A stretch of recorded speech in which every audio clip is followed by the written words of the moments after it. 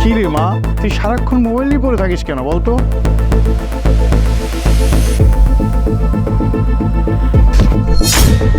এই দাঁড়াও দাঁড়াও। আপনার মেয়ে পালিয়ে যাবে, আপনি আমার সাথে আসুন। মা তুই বাসা যা, আমি 5 মিনিটের মধ্যে চলে আসবো। আরে বাবা, কোথায় যাচ্ছ?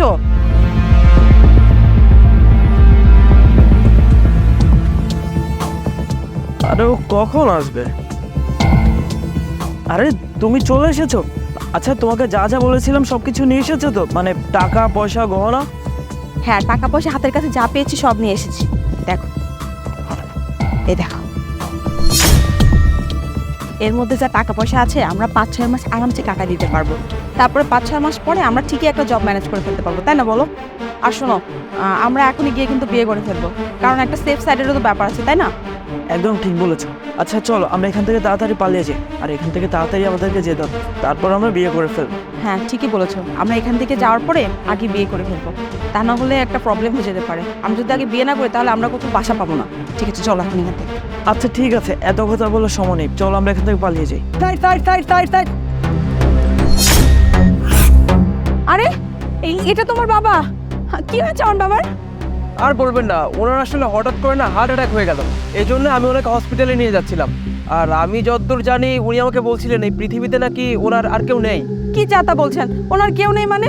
আমি ওনার মেয়ে। কি হয়েছে আমার বাবার?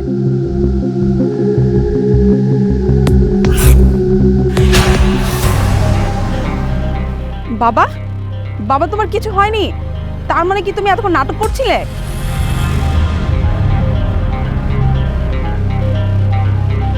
ও আচ্ছা, তুই যা করছিলি সেটা বুঝি ঠিক, আর আমি যেটা করছি সেটা ঠিক নয়? এই ছেলে, এই তুমি কিভাবে বুঝলে আমার মেয়ে পালিয়ে যাচ্ছে? আঙ্কেল দাঁড়ান, এই লেখাটার পেছনে আমি সেট করে দিয়েছিলাম যেন আমি আপনার পর্যন্ত পৌঁছতে পারি। কিন্তু বাবা, তুমি কিভাবে জানলে আমার মেয়ে পালিয়ে যাবে? আসলে আঙ্কেল কি বলবো, হয়তো আপনার শুনতে খারাপ লাগবে কিন্তু এটাই সত্যি। আপনার মেয়ে যে ছেলের সঙ্গে পালিয়ে গিয়েছিল, মানে পালিয়ে যাচ্ছে আজকে, সে আর কেউ না, আমারই বন্ধু, আমার ছোটবেলার বন্ধু। আমরা ছোটবেলা থেকে একসঙ্গে বড় হয়েছি। আসলে ও যখন আজকে আমাকে ওদের পালিয়ে যাওয়ার প্ল্যানিং করছিল না, তখন আমি ভেবেছিলাম যে ওদেরকে আমি সাহায্য করি, বিকজ আমি তোর ফ্রেন্ড। পরে আমি চিন্তা ভাবনা করে দেখলাম আমার আপনার দিকটাও ভেবে দেখা উচিত। এই জন্য আমি প্ল্যানিং করলাম যে কী করে আমি আপনার সঙ্গে কথা বলতে পারি। আর তারপর আমি ওর শার্টের পেছনে লেখাটা লিখে দিই যেন আপনি ওই লেখাটা দেখেন আর ওকে এসে কথাগুলো জিজ্ঞেস করতে পারেন। ঠিক এই মোমেন্টে আমি চলে আসি আর আপনার সঙ্গে এখন আমি দাঁড়িয়ে কথা বলছি। ঠিক আছে বাবা, তুমি যা বলবে আমি তাই শুনবো। তুমি আমার মান সম্মান বাঁচিয়েছো, তোমার কাছে আমি হাত জোড় করছি। আঙ্কেল আপনি চিন্তা করবেন না, আপনি একটা কাজ করুন, আমি আপনাকে যে কাজগুলো করতে বলি আপনি আমার কথা অনুযায়ী সেই কাজগুলো করুন। আপনি এক কাজ করুন, আপনি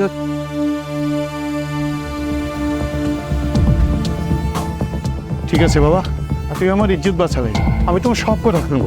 আসুন, তোকে জন্ম দিতে গিয়ে তোর মা মারা গিয়েছিল, সেই দিন তোর মরে যাওয়া উচিত ছিল, তাহলে আমার এই দিনটি দেখতে হতো না।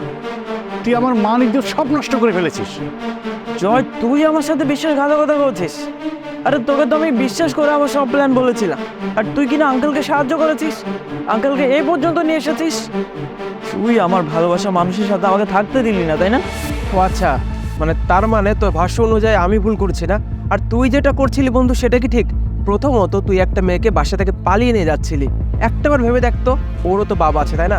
তুই ওকে পালিয়ে নিয়ে যাওয়ার পর ওর বাবার অবস্থা কেমন হতো? এই যে আমরা এতক্ষণ যে নাটকটা করছিলাম আর কি হার্ট অ্যাটাকের, সত্যি সত্যি তুই ওকে দিয়ে পালিয়ে যাওয়ার পর ওর বাবার যদি হার্ট অ্যাটাক হতো তাহলে এর দায়ভার কে নিত? তুই। আরে তোরা তো বিয়ে করে পালিয়ে গিয়ে সুখেই থাকতি, কিন্তু এই মানুষটার তো পৃথিবীতে তার মেয়েটা ছাড়া আর কেউ নেই। তিনি কি করে বাঁচত সারাটা জীবন বলতো? সারাটা জীবন তার মেয়ের এই অপবাদের জন্য সে দুঃখ কষ্ট পেয়ে একসময় মারাই যেত। এগুলো একটা সময় ভেবে দেখেছিস তুই? ভেবে দেখিস তুই?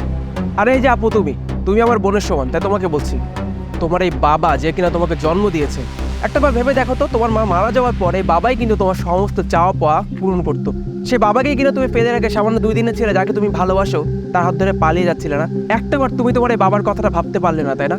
আচ্ছা বোন, তুমি একটাবার ঠান্ডা মাথায় ভেবে দেখো তো, তোমরা পালিয়ে যাওয়ার পর তোমার বাবার উপর কি ঝড়টাই না আসতো? পাড়া প্রতিবেশী আত্মীয় স্বজন ওনাকে কত উল্টাপাল্টা কথা শোনাতো।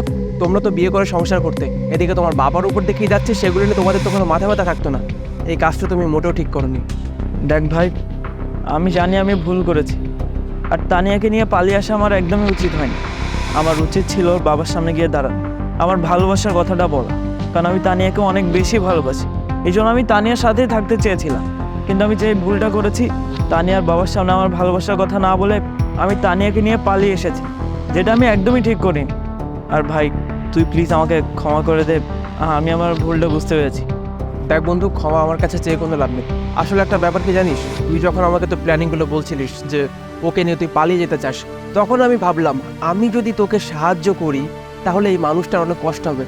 এর থেকে কি এটাই বেটার না, আমি মানুষটাকে সমস্ত প্ল্যানিং বলে দেই। এমনও তো হতে পারে যে আমার প্ল্যানিংটা শোনার পর উনি তোদেরকে মেনে নেবে।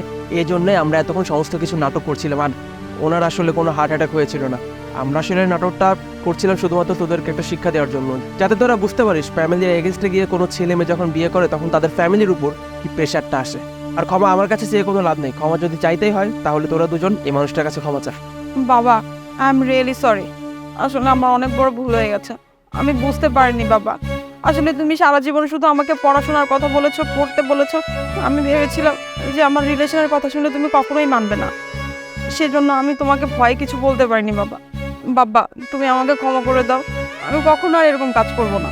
মা, তোকে আমি ছোটবেলা থেকে কোলে পিঠে করে মানুষ করেছি। মা বাবার দুজনের ভালোবাসা আমি তোকে একা দিয়েছি। ছোটবেলা থেকে তোর কোনো কিছু তো কমতি রাখিনি। তুই আমার সাথে এমন করলি কেন? তুই তো আমাকে বলতে পারতিস তুই কাউকে ভালোবাসিস, আমি তোকে তার সাথে বিয়ে দিতাম, তাহলে আমি আরো বেশি খুশি হতাম। কেননা তুই ভালোবাসার মানুষটাকে পেয়েছিস, সে তোকে সুখে রাখবে। তুই এই কাজটি কেন করলি মা? তুই তো আমাকে একেবারে ছোট করে ফেললি। আঙ্কেল প্লিজ, আপনি আমাদের দুজনকে ক্ষমা করে দিন। দেখুন আমরা ভুল করে ফেলেছি, এখন আপনি আমাদেরকে যা শাস্তি দিবেন আমরা মাথা বেঁধে নিব। ঠিক আছে বাবা, আমি তোমাকে ক্ষমা করে দিলাম। এবার যাও, তোমার পরিবারকে আমার কাছে পাঠাও। ঠিক আছে আঙ্কেল। ঠিক আছে, এবার বাসায় চল। চলো বাবা।